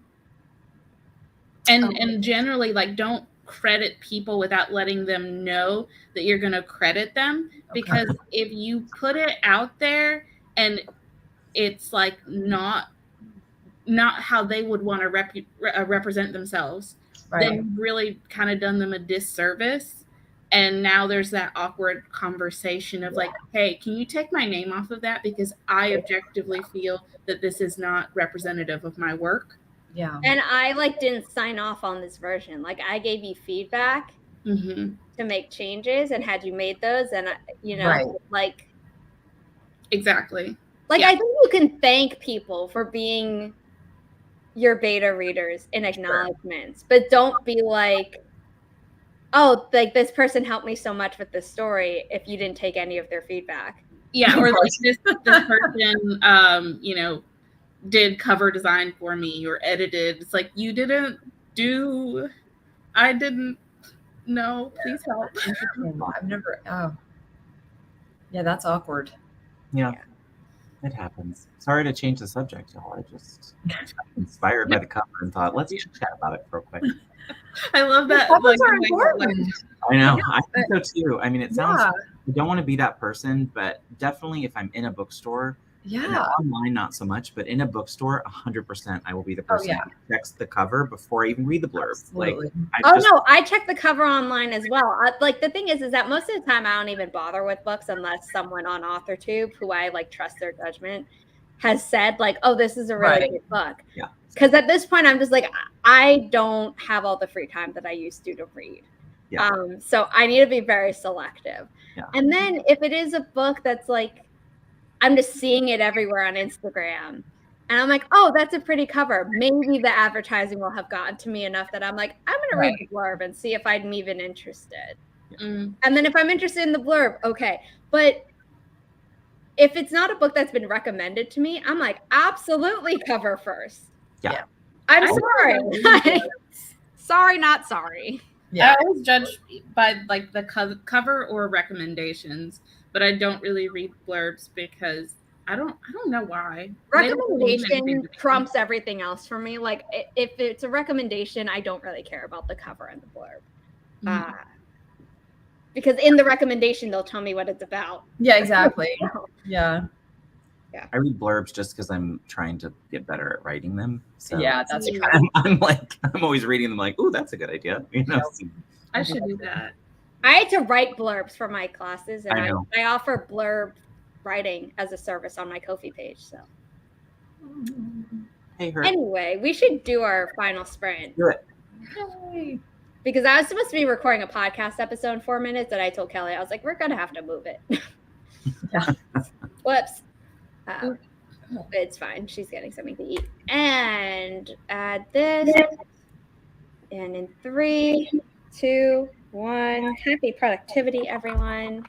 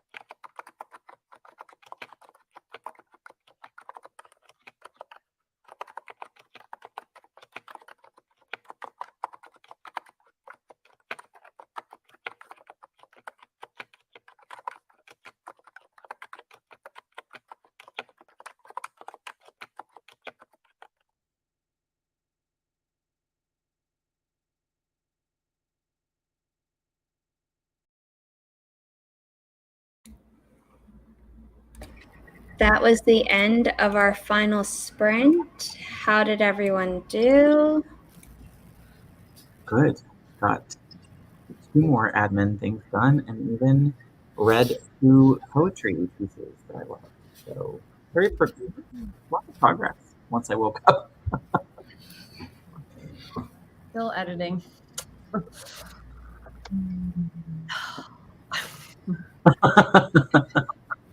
I just started editing a video. So I used to use Filmora, and my MacBook has been really on the struggle bus. So I reached out to them. I'm about to start bashing them right now, just as an FYI. I reached out to them and I was like, hey, my computer is not working. When I try to open up the program, it pretty much crashes immediately. It's so bad I can't even send the error report, which I've tried to do. And so I was just wondering if I could transfer the license, because I had it for, it's like a year license. So I was like, it's 6 more months in the year I can't use it. Can I transfer it to my new computer? Which seems like a pretty straightforward and simple request. And they were like, no. You basically have to buy it over because it's going from a Mac to a Windows device. And I was like, so then I was like, can I just call and talk to someone? So then I called and it was like, wait time is like 6 to 7 minutes. Oh. And it did that for an hour and then it hung up on me. Oh. And then I reached back out to them and they were like, oh yeah, I don't know. And I was like, you know what? No. Goodbye. I've used y'all for 2 years. Goodbye. Yeah.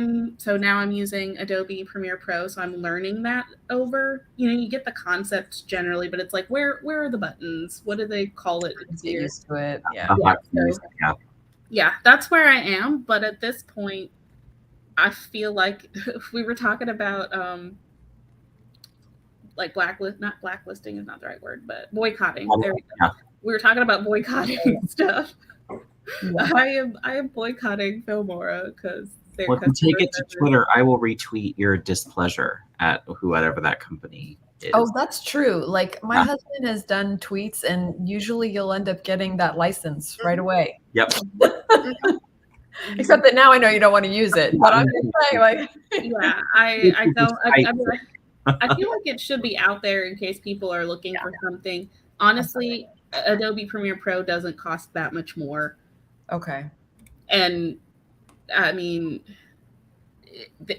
it's from my experience of using that for 2 years and then switching over, the user experience, once you've learned it there, you get the concept. Yeah, absolutely. Yeah. And it's honestly about the same as far as learning curve. So just, you get more with this. No, I agree, because I had that, like I for years I only used Final Cut, and then they changed it. I can't remember what they did, but they changed it, and so we switched to Adobe, and I was like, oh, this is almost identical. Like it was just like I was like, okay, this is fine. I'll just use Adobe now. Then so it's still getting used to it because the hotkeys are different, and you just have to get your brain, into the. But yeah, you're right. It's just like, okay, I can adjust. If you can afford to pay for the Adobe Creative Suite, I think that's worth it, because then you get Photoshop, Premiere, Audition, because it seems like everyone's doing a podcast now. Or audiobooks. I do my audiobooks on Audition. Yeah. Yeah. And then also InDesign, if you want to format your own book by industry standards, it gives you a lot more control than any other automated formatting system. I did not know all that, but now I'm going to even be just more pro Adobe, because you can't do any of that stuff with Filmora, and it costs like $60 for a year. So no, I think I pay like $65 a month for all the Adobe. My mom generously pays $65 a month for me to have the entire Adobe Creative Suite because she knows I need it. There's student discounts though. Yeah, exactly. And that's what I'm using. I'm a student. So when you put that together, yes, it's like a little bit more. Yeah. But to not have to deal with the headache, Yeah. Oh, definitely. Totally. I have a cousin who's a school administrator, and I'm considering asking her to get my Adobe photo suite, and I'll just give her the money. Yeah, for sure. Because at this point, I'm under a photographer deal, so it's only like $10 a month. But if she did it, well, it's only 2 programs. It's not all of them. Okay. But if she did it, I would get all of them, and I think it's like $30, which would be way more worth it. Yeah, definitely. Yeah. I mean, it's definitely worth it, especially if you're doing indie as well, because it's like literally you're using almost every single program in the suite. So it's, like for me, that's why it was worth it, because plus AuthorTube. So it's like, okay, I'm editing video, I'm thumbnail, graphics, I'm doing it's kind of like it's really helpful. But yeah, it can, if you can get a discount, like it's a massive discount when you can get a student discount, it's so worth it. Because and the only 2 things stopping me is one, my laptop, I'm not positive, could take another program.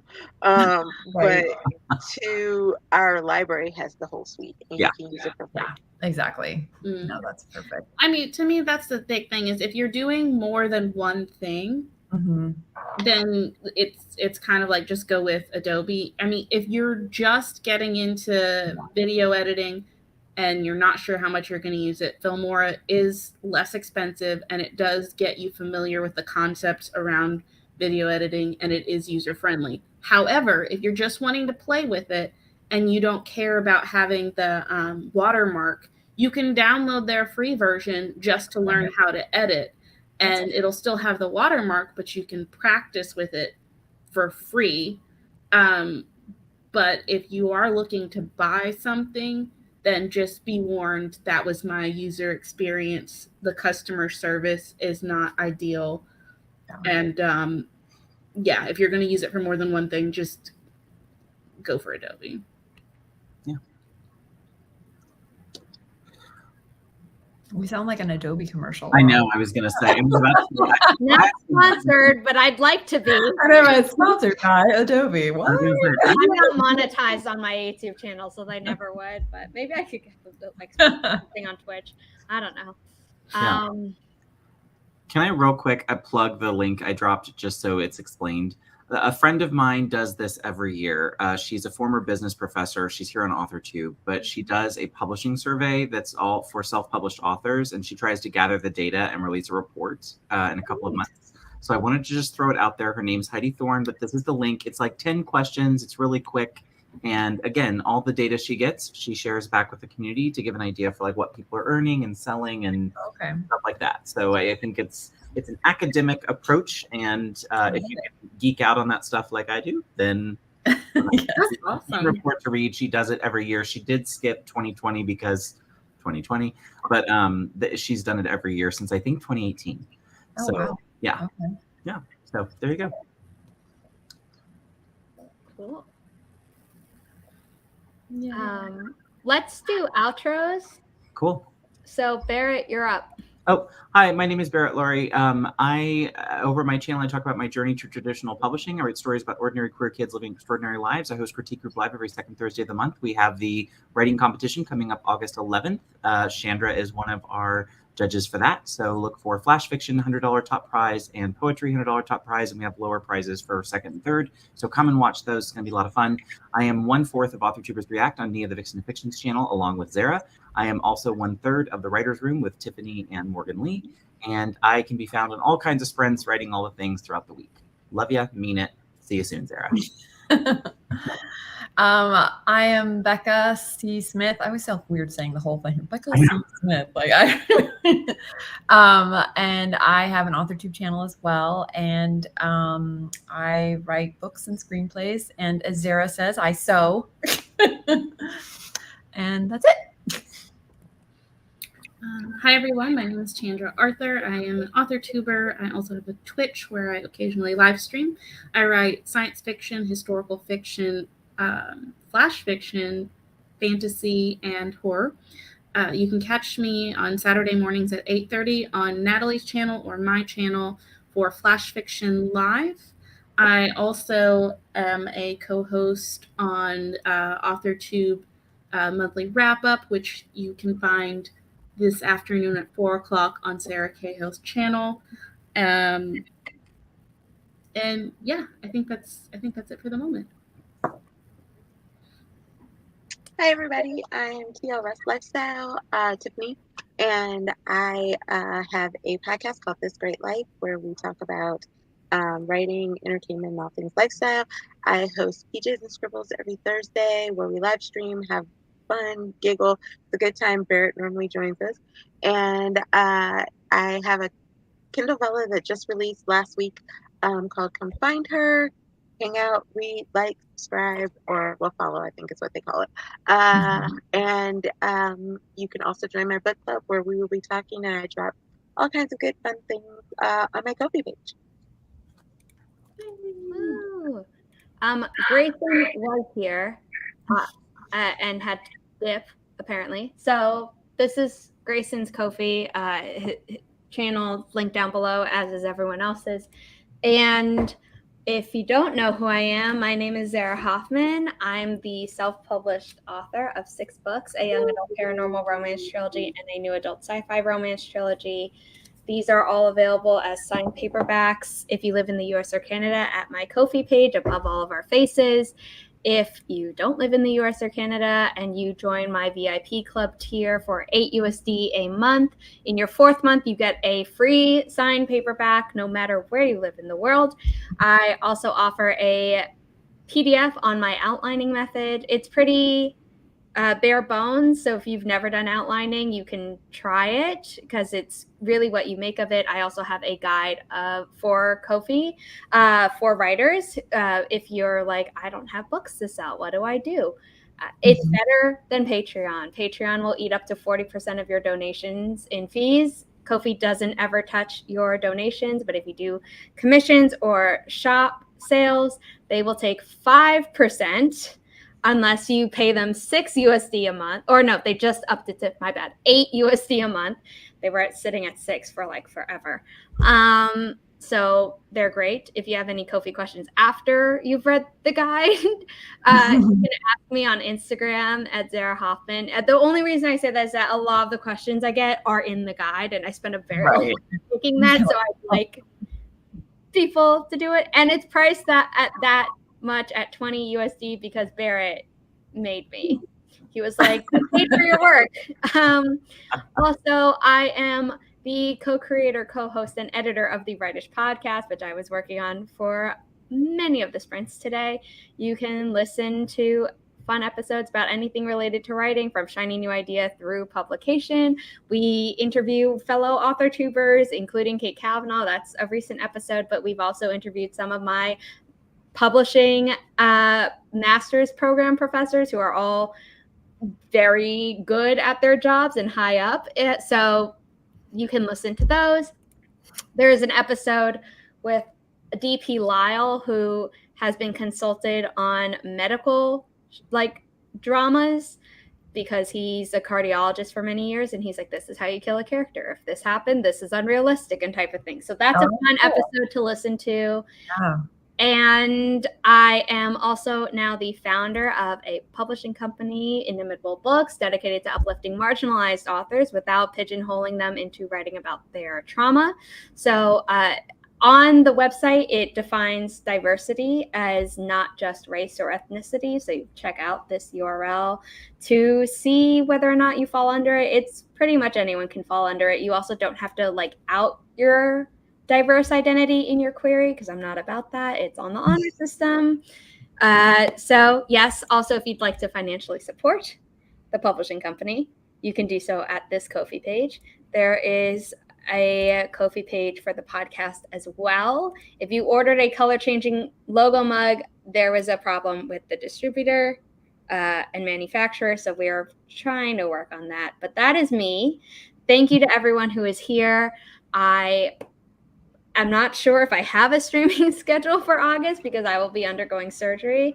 And so, yeah, I might be doing pop-ups. If I do, they'll probably be on my Twitch, which is linked on my Ko-fi URL, but it's also twitch.tv twitch.tv/Sarah And I will probably be back to normal streaming in September. And if you have been a co-host of mine, I will be messaging then to ask you to sign up.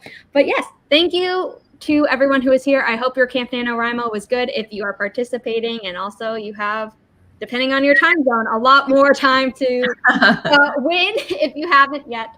So that's it. Bye, everyone. Bye.